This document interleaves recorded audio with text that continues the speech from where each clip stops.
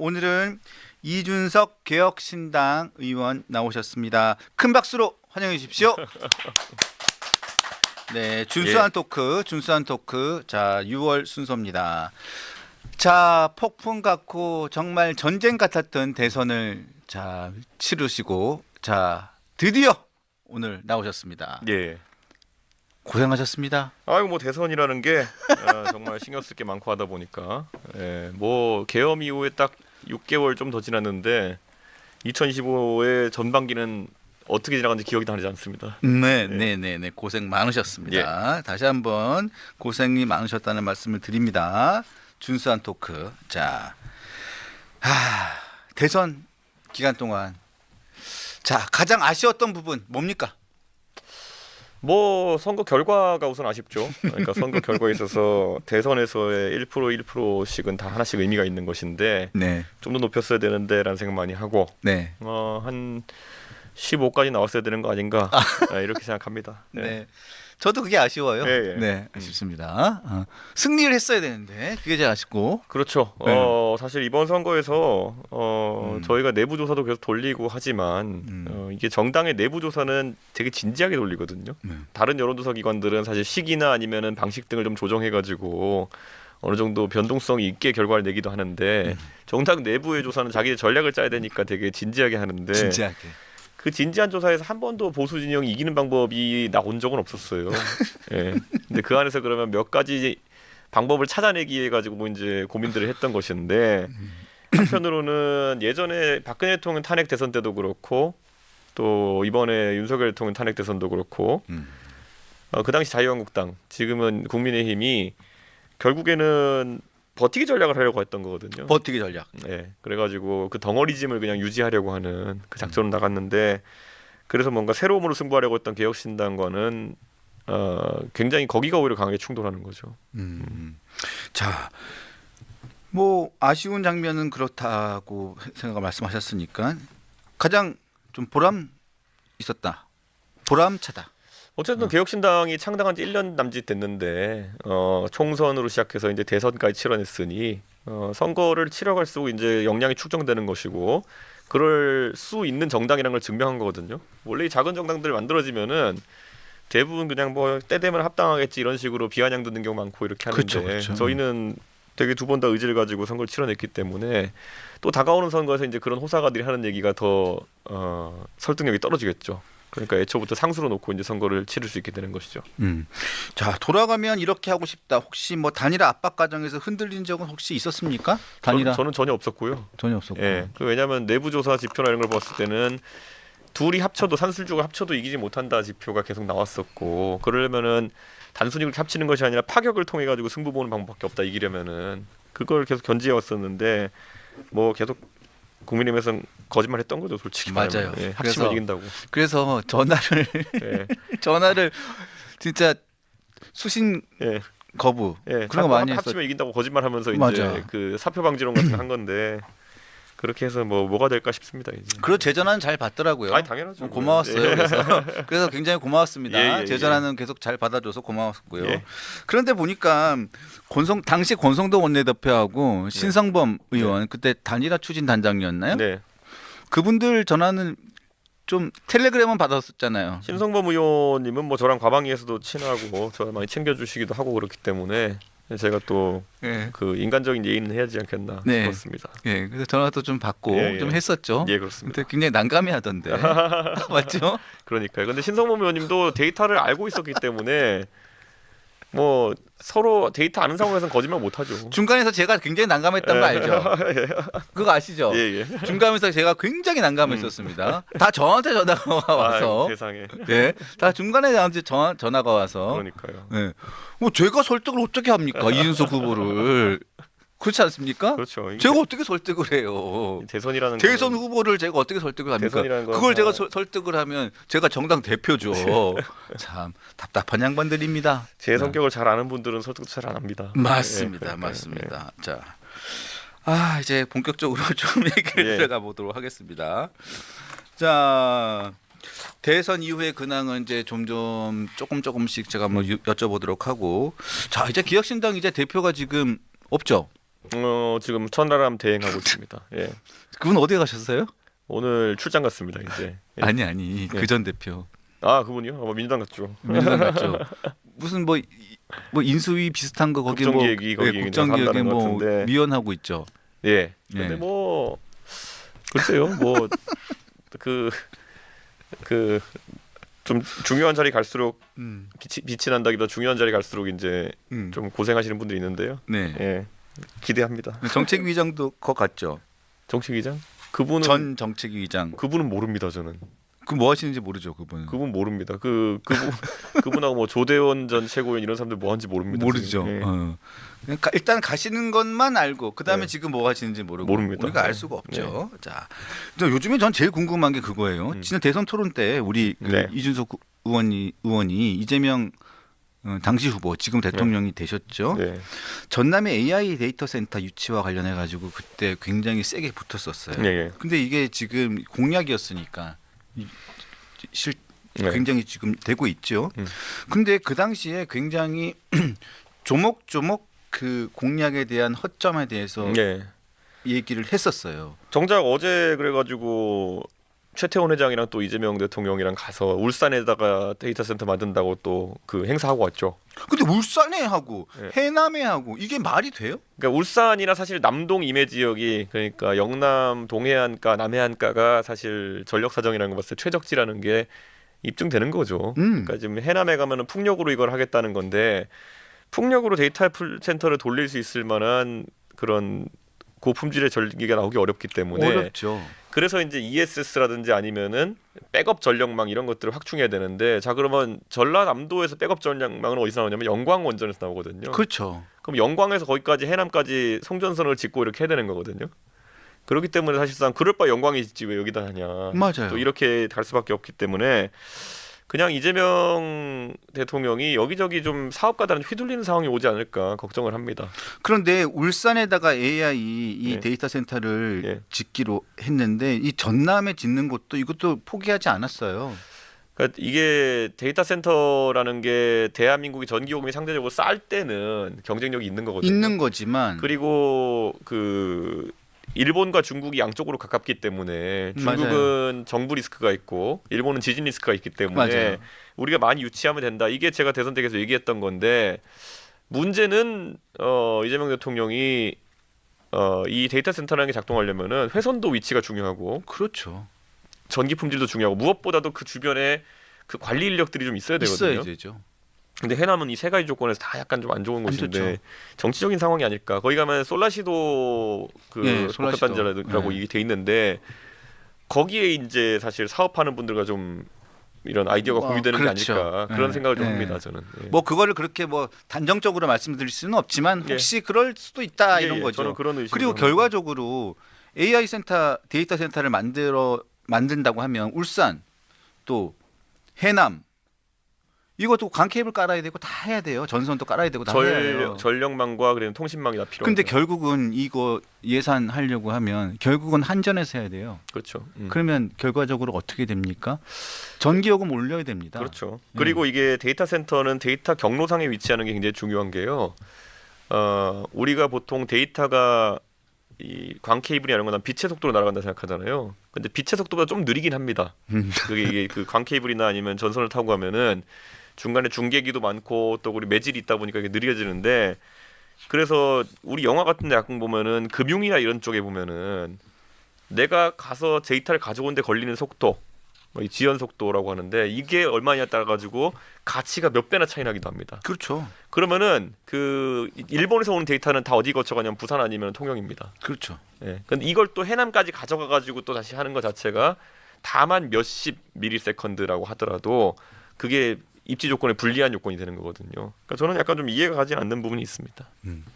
뭐 추진하겠다고 하니까 잘 네. 되기를 바랍니다. 하지만 그게 경제성이라든가 여러 가지 부분을 잘 판단했으면 좋겠고 네. 그리고 그 부분들이 추진을 해가지고 국민들에게 편익이 있었으면 좋겠어요. 그게 한전에게 떠넘겨가지고 한전으로 하여금 전기요금을 올리게 해가지고 국민들에게 전기요금을 부담을 그렇죠. 되는 방향으로 한다면 그건 우리가 원하는 게 아니에요. 전기요금 많이 오를 겁니다. 만약에 엄청 이렇게. 올라야 예. 돼요. 근데 이재명 대통령이 지금 뭐 원전 2기 짓는 거는 그대로 진행하겠다는 취지로 또 이제 정책 가져가고 이게 본인이 그러니까 광고하는 것과 실제로 하는 게 달라질 수밖에 없는 것이죠. 그렇죠. 예. 뭐 이게- 바람개비예요? 그러니까 풍력 이게- 발전소가? 그러니까 이게 갈수록 이제 그래서 좌회전 깜빡이 켜고 이제 우회전하고 이런 일도 일어날 거고 우회전 깜빡이 켜고 좌회전하는 일도 일어났다고 이게 정책적 불확실성인데 좀 지켜봐야 될 것 같습니다. 네. 자, 그리고 또 관심을 끄는 게 지난 15일 날 오세훈 서울시장이랑 우리 이준석 네. 의원님이랑 김재섭 의원, 국민의힘, 그리고 김용태 비대위원장 이렇게 예. 그리고 권영진 예. 의원이랑 식사를 하셨네요. 예. 공간에서 예. 4층 공간 거기. 그렇죠. 거기. 근데 뭐 중요한 얘기들 많이 했죠. 많이 했죠. 예. 근데 중요한 얘기를 하고 나서 풀어 보세요. 그거를 밖에 말을 하면 안 되는 거죠. 아이 풀어 봐요. 안 되죠. 그럼 그거는 내가 아는 것부터 풀까? 어떤 거요? 근데 제가 그냥 냉정하게 봤을 때는 오세훈 시장이야말로 내년에 지방선거에서 사실 국민의힘 쪽에서는 선봉장수가 될 수밖에 없는 분이거든요. 본인이 고민을 많이 하던데 뭘? 네. 아니 근데 진짜 선봉장수가 될 수밖에 없는 분이기 때문에 이렇게 공간에서 또 사람들 불러 모아가지고 얘기도 하시고 이런 것 같아요. 아이, 솔직하게 얘기합시다. 예, 예. 솔직하게 얘기합시다. 네. 일단 경선부터 세게 해야 되고 네. 고생이 많을 겁니다. 네. 고생길이 열렸어요. 오 예, 시장님은. 맞습니다. 자, 네. 그래서 그날 가장 중요하게 얘기된 거는 어떤 겁니까? 보수 진영의 전반적인 들어오라고 얘기했잖아. 그거에 다 누구 만나도 얘기합니다. 여기는. 예. 그런데 제가 안 됐는데요. 지금 제가 봤을 때는 지방선거를 앞두고 변수가 너무 많다. 맞아. 예. 뭐 특검도 있겠고 그렇죠? 한편으로는 특검 결과에 따라 정당 해산 심판 걸 거거든요. 저는 민주당이 걸 거라 봅니다. 네. 정당 해산. 예. 네. 그리고 뭐 솔직히 국민의힘의 의원들 아직까지 3년씩 임기가 남았기 때문에 지방선거를 그렇게 심각하게 생각하지 않을 거예요. 네. 예. 그래서 아마 대패가 예상되는데 아니 너무 그렇게 비관적으로 말씀하지 마세요. 그러니까 이거예요. 그러니까 뭐냐면 이재명 욕으로 5년 버텨온 보수 세력이 새로운 아젠다를 만들어낼 수 있냐의 문제거든요. 네. 근데 지금까지 제 얘기하는 거예요? 아니요. 저는 뭐 이재명 욕으로 그냥 버텨왔는데 그게 욕을 그렇게 먹고도 대통령이 되어버렸잖아요. 이재명 대통령이. 네. 그럼 이재명 대통령에 대한 그런 게 지속되는 게 의미가 있겠느냐에 대해 가지고 많이 고민할 거예요, 사람들이. 그러니까 그게 어떻게 변화할 것이냐. 그게 중요하다고 하죠. 일단 보수 정당이라고 하면 그러니까 보수 정치권의 재편에 관련된 이야기를 네. 지금 모든 사람들이 많이 관심을 가지고 있지 않습니까? 그러니까 그날 15일에 회동에서도 그런 이야기들이 오갔을 것이고. 네. 자, 일단은 그런데 이준석 우리 의원께서는 보수 정치권의 개편에 관련해서도 네. 올해는 아닐 수 있다. 올해는 너무 빠르다. 왜냐하면 지금 상황으로서 이게 지리멸렬하고 지금 특검 정국이 있고 여러 가지로 지금 앞으로 보수 정당이 지금 겪어야 될 파고가 너무 세다. 그리고 지금 겪어야 될 여기 특검 정국 이런 것들이 너무 세서 지방선거를 앞두고 지방선거를 목표로 해가지고 보수 정당이 새로운 변신이라든가 새로운 전환점을 해서 저 지방선거를 목표로 해서 뭔가를 새로운 도모를 하기에는 너무 좀 위험성이 있다 이렇게 판단하시는 거잖아요. 거의 그러니까 탄핵 대선 이후에 사실 그 뒤에 예전에 문재인 대통령 시절에도 적폐청산이 뭐냐 하면서 거의 한 1년 반 동안 이제 그 당시에 윤석열 한동훈 검사가 엄청나게 털어가지고 그 분위기를 만들었잖아요.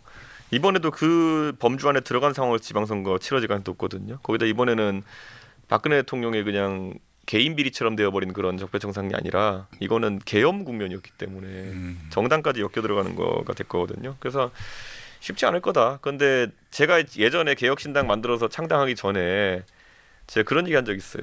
제가 탈당하기 전에 내가 12월 27일에 탈당할 건데 여기 와서 얘기했잖아요. 네, 탈당할 건데 진짜 할 건데 저는 믿었는데 남들 안 믿었지. 그 전에 며칠 앞두고 정신 차리냐에 따라 가지고 총선 결과가 좀 다를 수도 있다. 맞아요. 근데 이번에도 마찬가지입니다. 이번에도 보면은 정신을 언제 차리냐에 문제. 그때 정신 안 차린 거거든요. 정신 안 차렸죠. 네, 그러니까 이번에도 정신 그래서 안 차릴 확률이 높다 생각하고 좀 말을 하고 있는 겁니다 지금. 그렇구나. 네. 근데 저는 알아먹었는데 근데 정신 못 차릴 것 같아요. 아, 저는 정신 못 차릴 것 같습니다. 예. 그러면 지방선거는 스킵? 거의 그렇게 그러니까 이런 게 되는 거예요. 그러니까 지금 지난번에 그 지난 지방선거 2022년에 네. 그 당시 이준석 대표의 뛰어난 영도력 하에서 사상 최대 승리를 거뒀어요. 맞아요. 18개 중에 13개를 이기고 광역을 5개를 이제 진 거거든요. 거기다가 또 그 경기도지사 진 거는 또 대통령 각하께서 또 신나게 또 개입하셔가지고 그 말아먹은 거지. 그거 아니었으면은 14대 4였을 거거든요. 그래서 어쨌든 그래서 그분이 없다 하더라도 저는 그러면 이렇게 얘기해 드릴게요. 자, 그 이준석 대표의 지도력 아니었습니까? 아 그렇죠. 근데 영남은 어쩌면은 지금 상황에서 조금 그냥 혁신한다고 하면은 영남 지자체들은 또 이길지도 몰라요. 그러면은 자 서울이 사실 박빙승부가 될 것 같고 그럼 오세훈 시장이 개인 영역으로 돌파할 수 있을지도 몰라요. 자 그러면 남는 곳이 이제 충청도거든요. 충청도가 예. 대선 성적표를 봤을 때도 예. 이게 좀 이게 예. 가능성이 있어 보이기도 하고 없어 보이기도 하고. 근데 그래요. 충청도를 냉정하게 말씀드리면요, 충청도의 그 후보들이 대전의 이장우 시장, 충남의 김태흠 지사, 그다음에 김영환 충북지사, 그리고 최종의 최민호 시장 이렇게 있는데 사실 다음 선거에서 이분들이 새로운 인물로 받아들여질 건가는 약간 좀 캐치 마크예요. 무에서 마크죠. 왜냐하면 이 그 개인 능력으로 돌파를 해야 되는데 제가 보기에는 한 명 빼놓고 막 그냥 좋게 생각해서 한 명 정도? 제가 그러니까 다 잘하는 분들이기 때문에 나도 제가 그렇게 뭐 박한 평가는 하지 박한 않겠지만 평가는 하기 힘들어요. 예, 그렇게 하겠지만은 냉정하게 내년에 그 파도를 넘어설 수 있을 정도의 개인적 역량이 있을 것인가. 한 명 정도 후하게 쳐주면 한 명 정도? 그러니까 이런 거예요. 그러니까 그 원래 항상 충남이나 이런 데 선거 어려우면은 국민의힘에서 이제 정진석 의원 중심으로 상상하던 얘기가 뭐냐면은 백종원 씨 출마시켜야 된다. 예, 근데 백종원 씨가 요즘 완전히 온라인상에서 욕먹고 있거든요. 네. 그 회사 운영하는 것 때문에. 그런데 그러면 이제 그런 정도의 인지도가 있는 인물이 필요하다는 거거든요. 그분이 아니라. 네. 그런데 충청권에 과연 국민의힘이 그런 인사를 영입해올 역량이 있느냐, 또는 개혁신당이 그런 인사를 영입해올 역량이 있느냐, 그게 지금 눈엔 잘 안 보이거든요. 예. 그러니까 그것 때문에 이제 그 파도를 넘을 수 있는 사람이 있겠느냐, 그 고민을 하는 거죠. 자, 일단은 그런 부분도 참 여러 가지로 예. 그렇겠습니다. 근데 개혁신당도 예. 걱정이 많을 텐데. 걱정 많죠. 국민의힘 걱정할 때가 아닌데. 저희도 그런 걱정 많습니다. 네. 지금 걱정을 지금 저희는 제가 대선 끝난 다음에 뭐 하는지 궁금해하는 분도 있겠지만은 당 체계화한다고 이제 프로그래머로 살고 있습니다 지금. 예. 당 대표 그거는 다시 맡을 거예요? 그거는 나중에 이제 뭐 몇 주 뒤에 판단해야 될 문제고. 그러니까 당 대표를 맡아야 될 거 아니에요. 예, 그거는 뭐 피할 수 없는 길이라면 해야죠. 그거는. 예. 사실 개혁신당 하면 이준석이고 이준석 하면 개혁신당이지. 그렇지 않아요? 요즘에 보니까 예. 민주당 전당대회 이제 시작하잖아요. 예, 예. 보니까 다 이재명이 정청래고 정청래가 이재명이다. 예. 박찬대가 이재명이고 이재명이가 박찬대다. 다 막 이런 얘기를 하더라고요. 근데 개혁신당은 이준석이고 이준석이가 개혁신당이잖아요. 그럴 수밖에 없는 상황이기 때문에. 네. 저는 그런데 이번에 이제 통상적인 방식으로는 이 상황을 돌파하기 어렵기 때문에 네. 굉장히 당 체계를 지금 바꾸고 있습니다. 많이. 예. 자, 그러면 제가 지금 이준석 의원 말씀을 들어보니까 일단은 보수 정국에서 보수 정당의 재편과 이 보수 정파의 재편은 일단 지방선거에 대한 부분은 그 전에는 하기가 좀 어려울 수도 있다. 그렇게 안 하려고 지금 이제 저 소위 말하는 그러니까 이런 거예요. 그 특검 국면이 되면요, 소위 친윤계 또는 윤핵관이라 하던 사람들은 이 당이 강경 대응 모드를 버리지 않길 바랄 겁니다. 그렇죠. 예를 들어 뭐 수사하다 보면은 뭐 죄가 있어서라기보다는 우선 분위기 잡기 위해서 체포 영장 같은 거 들어올 수 있거든요. 체포 동의안 같은 거. 그랬을 때 여기서 단일 대우를 뿌리치고 만약에 어떤 대표나 이런 사람이 뭐 우리 의원 잡아가세요 뭐 이렇게 가는 사람이 나올 수도 있어요. 그런 걸 제일 경계하죠. 지금 상황에서는. 그렇기 때문에 국민의힘의 전당대회나 이런 데서 굉장히 좀 난투극이 나올 것 같거든요. 자, 물리적 난투극이 아니라 그 안에서 이제 서로 머리채 잡는 상황이 나올 수도 있거든요. 그럼 자연스럽게 전당대회 얘기로 한번 넘어가 봅시다. 남의 당 얘기긴 하지만 그래도 이준석 의원이 네. 당 대표를 했던 당이고 하고 하니까 좀 넘어가 봅시다. 자, 이제 전당대회가 제가 곧 열릴 것 같아요. 7월이나 그렇죠. 8월 네. 열리게 되겠죠. 자, 누가 나올 것인가에 대해서 관심이 많아요. 그런데 보니까 김문수 전 후보 얘기 나오고 나경원 전 원내대표 얘기 나오고 안철수 의원 얘기 나오고 한동훈 전 대표 얘기 나오고 뭐 그리고 뭐 그 정도가 얘기 나오고 있죠. 그런데 누구 하나 지금 나가겠다는 사람은 없어요. 그런데 한동훈 전 대표 같은 경우는 주변에서 말린다는 얘기가 계속 기사가 나와요. 근데 보통 보면 말린다고 하면 나오잖아요. 주변에서 말린다고 하면 나와요, 보통. 그럼 말려서 말 그렇게 이준석 의원이 네. 얘기했잖아요. 말려서 말 제 들으면 얘기가 그냥 안 아니고. 나오면 땡인데 네. 이제 나오라는 사람을 만날 때까지 계속 사람 만나고 다니겠죠. 예. 그 정치하다 보면 그런 사람들이 있어요. 예. 그래가지고 나경원 의원이 보통 그런 스타일이죠. 꼭 이제 누구한테 얘기 들으면 다른 원로를 찾아가지고 얘기 좀 듣고 예, 이렇게 하다가 결국 그런 사람이 나오면은 어르신의 말씀을 듣고 출마 결심했습니다. 뭐 이런 거 있거든요. 저는 제가 그런 게 이제 너무 싫어가지고 저는 웬만한 선거에 제가 손 들고 나오거든요, 그냥. 제가 나가고 싶냐 아니냐가 중요한 거지. 뭐 이렇게 격식 차려가지고 이렇게 하느냐. 제가 어떤 자리에 대해서 준비가 돼 있다 생각하면은 저런 건 자천으로 제가 나가지. 이걸 뭐 그런데 사실 지금 제가 아무리 봐도 그 한동훈 대표는 안 나올 사람이 하고 있는 행동이 아니에요. 안 나올 사람이 행동한 건 게 아니다. 그리고 안 나오면 뭐 할 거냐에 대해서도 본인이 약간 두려워하는 것 같아요. 근데 지금 한동훈 전 대표 측에 있는 인사들이 지금 언론 인터뷰라든가 네. 언론 그 얘기하는 얘기를 보면 네. 독이 든 성배인데 굳이 나올 필요가 뭐가 있느냐 이런 얘기를 하는 걸 보면 진짜 안 나올 생각이 있는 것 같기도 한데 그렇지 않았습니까? 독이든 성배라도 마시고 보자겠죠. 그러니까 지금 독일 성배를 왜 마셔요? 네, 안 그러면 지금 뭐 딴 거 할 게 없다 이렇게 판단이 아니, 그러니까 되니까. 지금 어차피 지방선거가 어려우니까 이걸 패스를 하고 그런 네. 다음에 그 다음에 공천권이 가장 중요하니까 총선 때 등판을 해서 그때 총선 공천권을 딱 쥐고 내 사람들을 더 확 정치가 솔직히 그렇게 뭐 어차피 저 사람이 제껴지면 내가 될 거야라는 생각으로 계속 기다리는 사람들이 있어요. 그렇죠. 근데 그런다고 잘 되는 경우 잘 못 봤습니다. 네. 역시 그렇구나. 그러니까 뭐 가만히 뒤에서 폼 잡고 있으면은 나를 떠받들어 갈 거다. 이거는 삼김 시대 이후에 박근혜 정도 이후에 끝난 겁니다. 그러면 이준석 의원이 보시기에는 한동훈 전 대표는 출마를 한다 이렇게 보시는 거고요. 100%할 겁니다. 100%할 것이다. 100% 할 거고 100% 나와가지고 이제 그런 지점들 의원들 도발하면서 뭐 당연히 토론하면 그런 거 나오지 않겠어요? 만약에 내란 특검 해가지고 우리 의원 잡아가겠다 그럼 어떻게 할 겁니까?라고 사회자가 물어보면은 뭐 각자 알아서 하시죠. 뭐 내가 계엄했습니까? 뭐 이런 거 하겠죠. 이제. 그러면 당이 또 분란이 일어날 수도 있는데. 그렇지 그런데 이제 않을까요? 그 길로 가겠다 판단한 이상 그 길밖에 없거든요. 그렇게 되면 보세요. 그건 제 예상입니다. 여쭤보는 거예요. 그러면 한동훈 전 대표가 출마를 하면 그다음에 안철수 의원은 제가 출마 수순에 들어갔다고 봅니다. 예. 예, 그렇죠. 저는 김문수 전 후보 출마할 거라고 전 예상. 예. 어떻게 보십니까? 돌려보고 될 것 같은 나올 텐데요. 거긴 오히려 안 나올 수가 있습니다. 아, 김문수 후보는 예. 김문수 후보는 불출마의 가능성이 있다. 예. 오히려. 전 나경원 의원은 어떻게 보십니까? 거긴 100% 나옵니다. 100% 나옵니까? 지금까지 어떤 선거도 스킵하지 않았던 나경원 대표인데 그게 뭐 그러니까 나경원 대표의 인지도나 이런 것들이 유지되는 것이고 그리고 일정한 지지세가 있기 때문에 무조건 나온 다음에 상황을 보지 않을까. 예.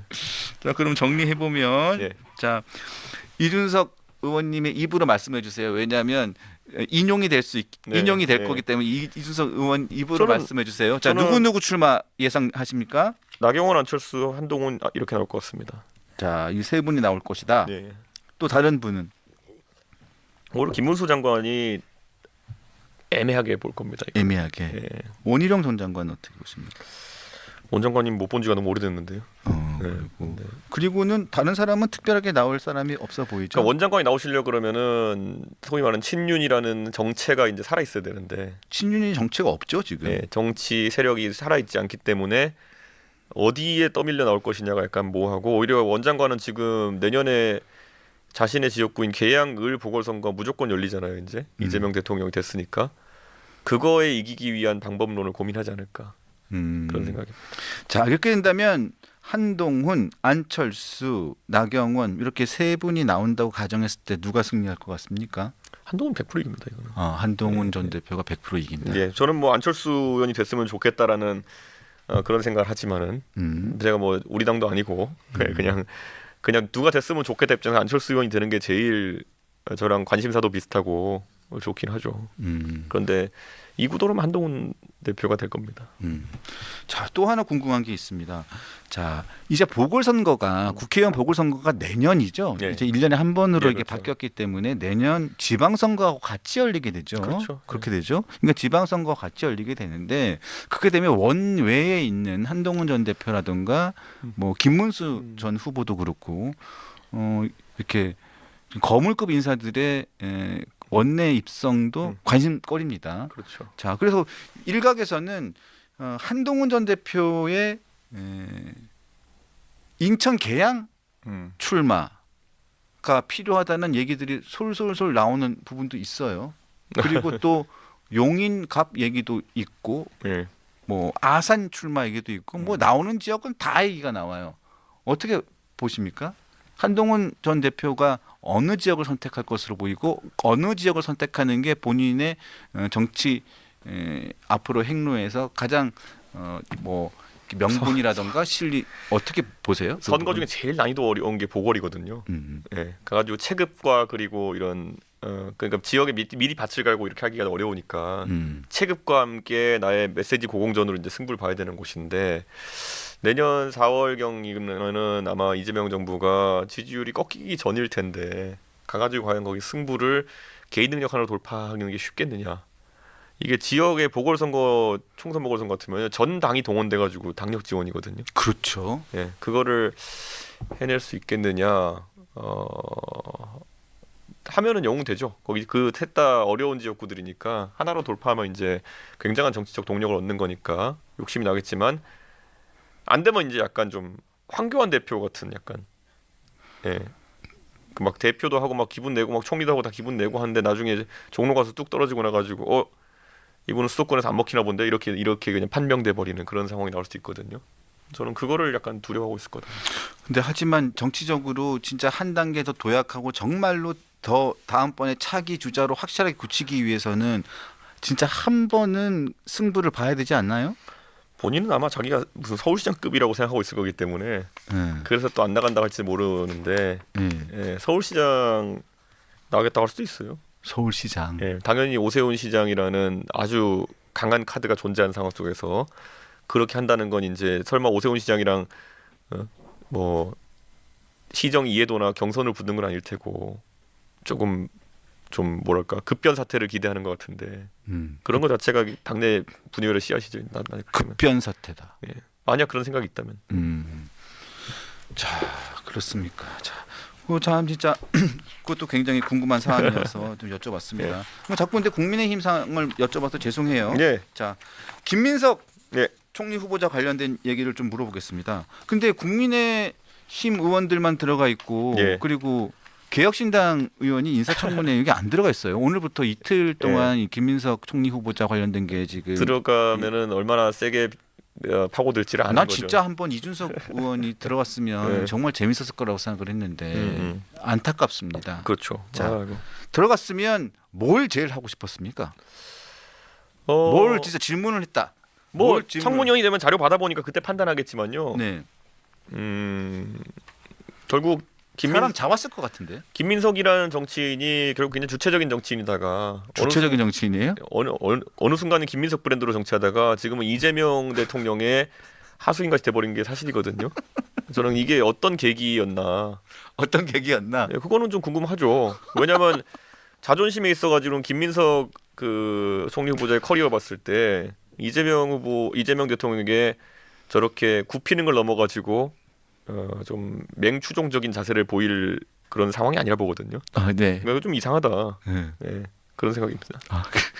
사실을 진짜 저는 기억에 남는 게 딱 하나 있어요. 왜냐하면 이재명 대통령이 대표 시절에 저기 그 재판 받고 나오는데 후다닥 뛰어가지고 그걸 보면서 저는 깜짝 놀랐거든요. 막 후다닥 뛰어가지고 막 옆에 와가지고 저리 딱 옆에 서더라고요. 같이 카메라에 찍히려고. 나 그걸 보면서 아니 저 양반이 왜 저러지? 그러니까요. 수석 최고위원인데. 그러니까요. 그런데 총리가 됐어.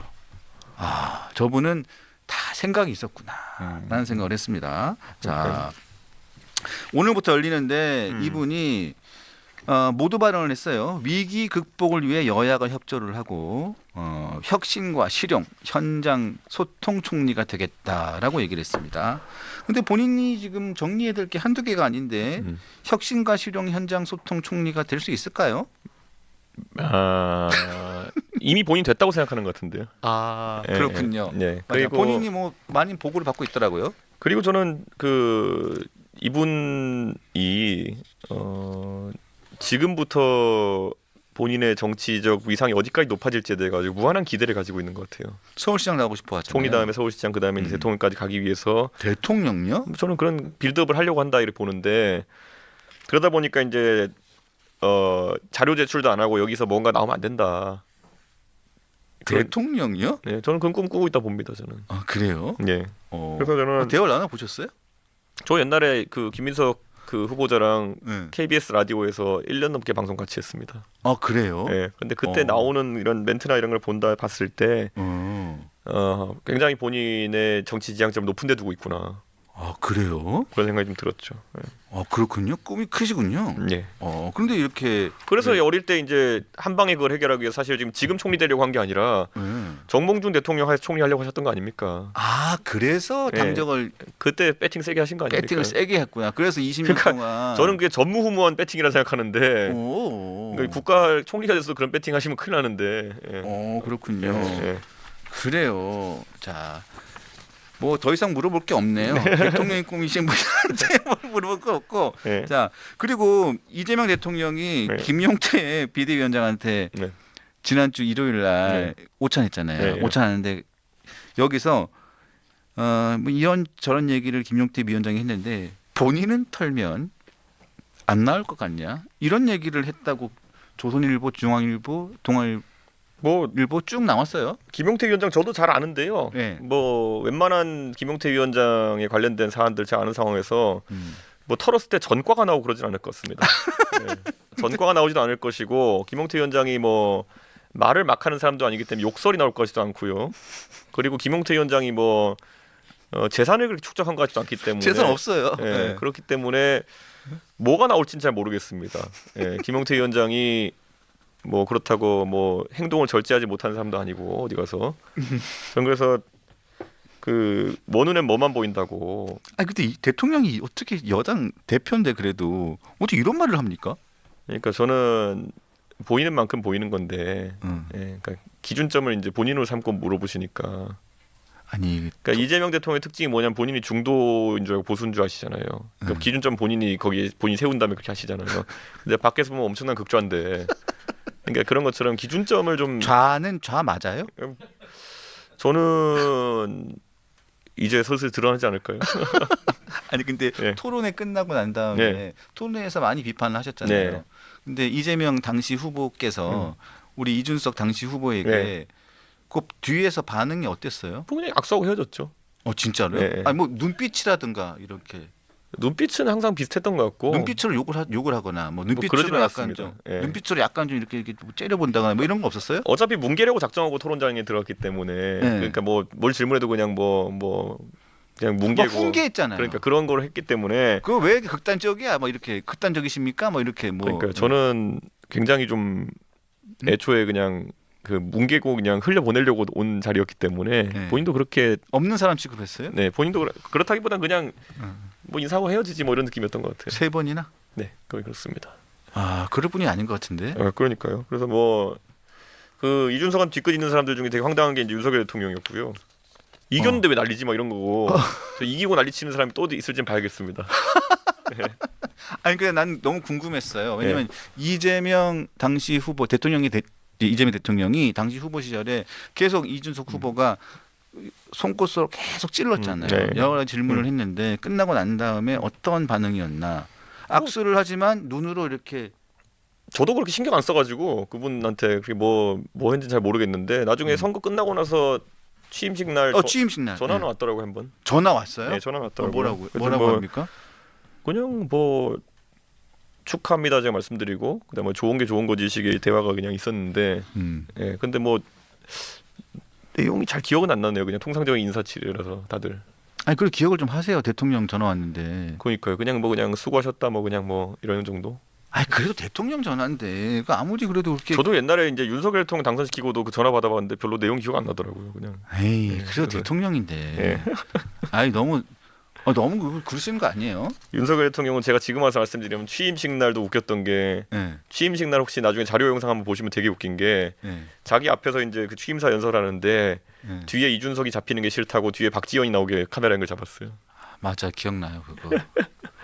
그 정도로 밴댕이 같이 살았으니까 저렇게 되는 겁니다. 그 박지원 민주당 비대위원장이었죠. 네, 그러니까 어떻게 그래서 뒤에 보면요 윤석열 대통령 연설하는데 뒤에 박지원 씨하고 그 윤호중 그 당시 공동 비대위원장이거든요. 네. 둘이 이렇게 대통령을 감싸고 있어요. 이준석은 화면 나오면 안 된다 그래요. 저는 왼쪽에 어디 이렇게 앉아 있었습니다. 그래서 그러니까 그렇게 사니까 그렇게 되는 거예요. 저는 밴댕이 같이. 왜 나한테 그래요? 네? 제가 진짜 전직 대통령한테 밴댕이라는 표현을 쓸 정도로 진짜 그런 거 외에는 진짜 표현할 단어가 생각 안 나는 것처럼. 그러니까 원래 윤석열 대통령 되게 뭐 본인이 뭐 다른 건 못해도 통 큰 사람인 것처럼 했는데 네. 제가 그때는 이제 말을 안 해서 그런 거지. 근데 지금 와서 생각해 보면은 처음부터 끝까지 일관되게 밴댕이 같았어요. 난 이재명 대통령 물어봤는데 왜 윤석열 전 대통령 얘기해요? 이분은 아직까지 저랑 어떤 인터랙션이 많지 않아 가지고 네. 제가 그때 여당 대표로서 이제 대통령이랑 얘기하는 거랑 네. 뭐 연락이 없으니까 모르죠 제가 이게 어떤. 알겠습니다. 자 일단은 국민의힘 이야기는 네. 여기까지 제가 여쭤볼게요. 네. 자 그리고 자 출판 기념회 지금까지 해봤습니까? 저 한 번 딱 해봤습니다. 바른미래당. 돈 얼마나 들어왔습니까? 저는 정가에 팔아가지고 한 푼도 못 받았습니다. 에이 그러지 말고. 진짜요? 저희 교보문고에서 나와서 정가에 팔았어요. 교보문고에서 아예 그 부스를 들고 나와가지고 네. 카드 단말기 놓고 저희 카드 달면 번수만큼 가져갔는데. 그랬어요? 소위 말하는 봉투 넣는 책값 상자 이런 거 안 넣었어요 저희는. 근데 1억 5천 최소 1억 5천이 나올 수 있어요? 뭐 어떤 거요? 출판 기념회 하면 1억 5천만 원 벌 수 있어요? 최소? 뭐 저 김민석 후보자가 지금 최소 1억 5천만 원 벌었다는 거 아니에요? 책을 팔아서는 못 벌죠. 그러니까 그 책값이라고 하면서 봉투 넣어놓고 가는 거로 벌겠죠. 그러니까 네. 1억 5천만 원 벌 수 있어요? 더 벌었다는 사람도 봤는데요 저는. 누가 그래요? 누군지 실명 얘기 안 해도 돼요. 예, 네, 그렇죠. 그러니까 네. 모 의원이 무슨 뭐 6억을 챙겼다, 7억을 챙겼다 이런 얘기 있었는데 확인이 될 리가 없죠 그거는.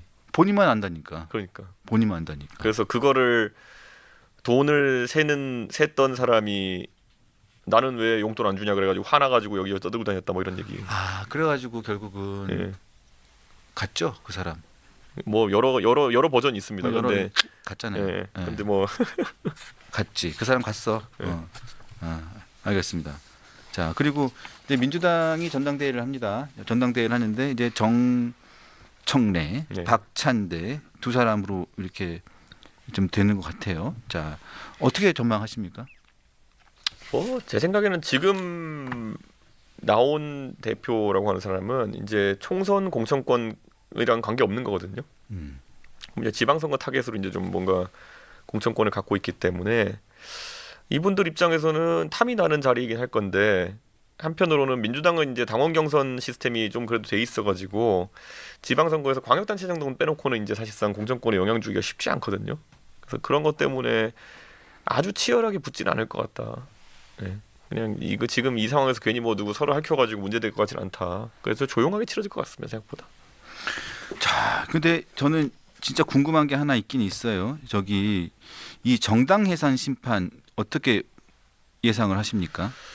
이거를 이제 정당해산 심판을 좀 집중해서 보셔야 되는 게 예전에 통진당이 황교안 법무부 장관의 청구에 따라 가지고 정당해산이 됐습니다. 그때 이제 이석기 의원이 어디 강연 가가지고 내란 예비 음모라는 거로 이제 걸려가지고 뭐 도시락 폭탄 아니 도시락이라 그 밥솥 폭탄이라든지 뭐 이런 얘기하면서 뭐 이런 게 있다 정도 얘기를 하고 근데 저는 약간 그걸 처음에 보고 나서 좀 이상한 사람이네라고 생각했거든요. 근데 그런 발언들부터 시작해서 강령이 무슨 뭐 헌법에 위배된다 이런 얘기까지 나중에 가고 이러면서 결국엔 해산 청구가 돼서 그때 인용될 줄 아무도 몰랐어요.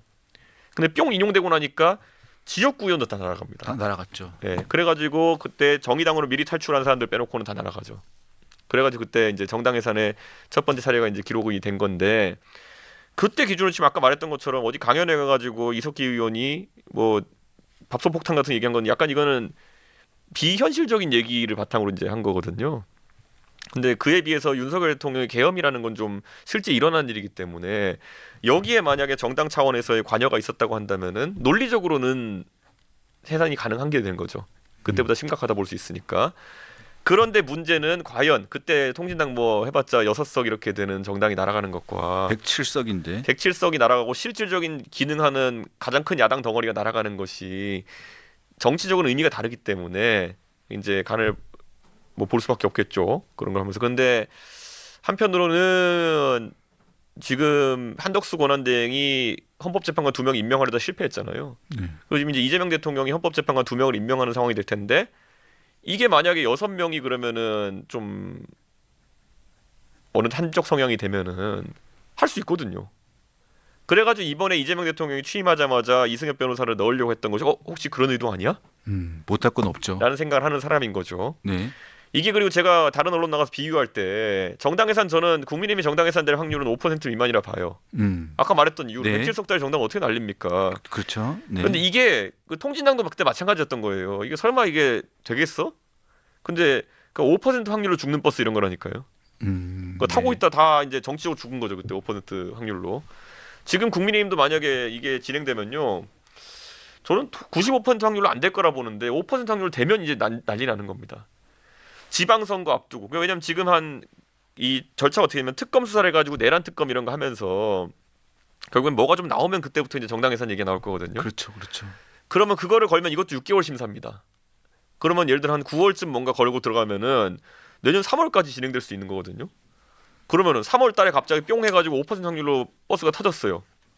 그러면 6월 달에 지방선거 무슨 수로 치릅니까? 맞아요. 맞아요. 그러니까 이거는 그래서 제가 이제 냉정하게 말씀드리면은 5% 확률로 죽는 버스에 다 탄 거예요 지금. 예.